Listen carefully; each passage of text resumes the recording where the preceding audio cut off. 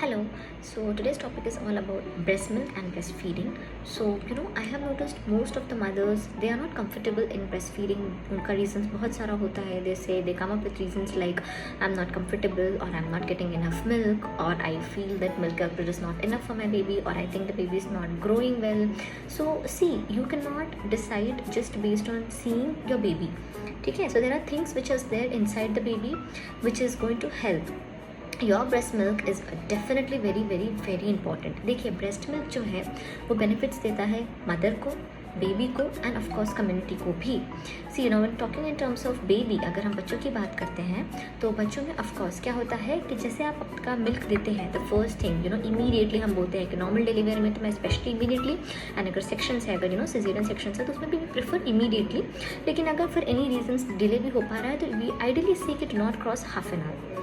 So, what are the benefits? What are the benefits to the mother, to the baby? So now talking about the benefits to the baby. जब आपका first milk baby को जाता है, ठीक है, so क्या होता है, उसका जो फर्स्ट स्टूल होता है जिसे हम मेकोनियम कहते हैं, जो कि ग्रीनिश डार्क कलर का होता है, उसे पास होने के लिए वो हेल्प करता है. That is the first thing.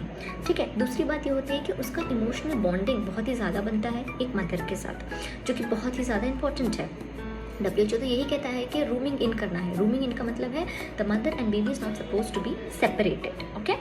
दूसरी बात करें तो ऑफकोर्स आपके मदर में जितनी भी एंटीबॉडीज़ हैं, यानी कि इन्फेक्शन से लड़ने की जो इम्यूनिटी है, जो क्षमता है, वो सारी चीज़ें ब्रेस्ट मिल्क के ज़रिए बच्चे के में पास जा रही है. तो ये बहुत ही इंपॉर्टेंट चीज़ होती है. दूसरी चीज़ ऑफकोर्स अगर वो इम्यूनिटी आ रहा है बच्चे में तो बच्चे के पास एक स्ट्रॉन्ग एंटीबॉडीज़ है, एक इम्यूनिटी है टू फाइट अगेंस्ट इन्फेक्शन, जैसे चेस्ट इन्फेक्शन, जैसे कि निमोनिया हो गया, यूरिनरी ट्रैक्ट इन्फेक्शन. ओके.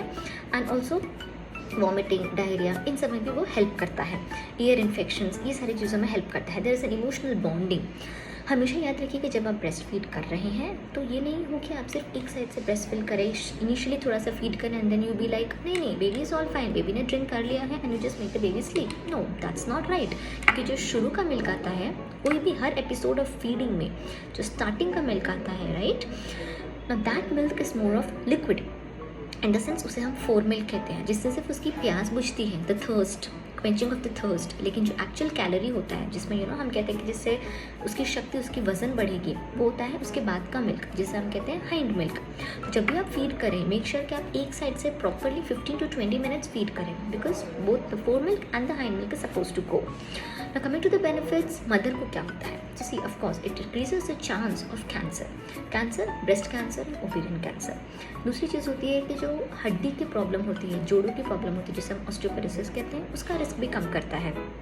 तीसरी चीज़ ऑफकोर्स जो मदर होती हैं उनका पोस्टमार्टम जो वेट गेन होता है उसे कम करने में मदद करता है.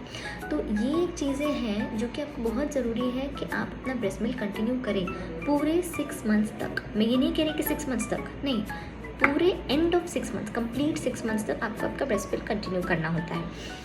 ऑल्सो आपका जो ब्रेस्ट मिल्क है वो बेबी के लिए बहुत ही ज़्यादा ईजिली डाइजेस्टेबल होता है. तो प्लीज़ कभी ये मत सोचिए कि ब्रेस्ट मिल्क का रिप्लेसमेंट कुछ हो सकता है. नो.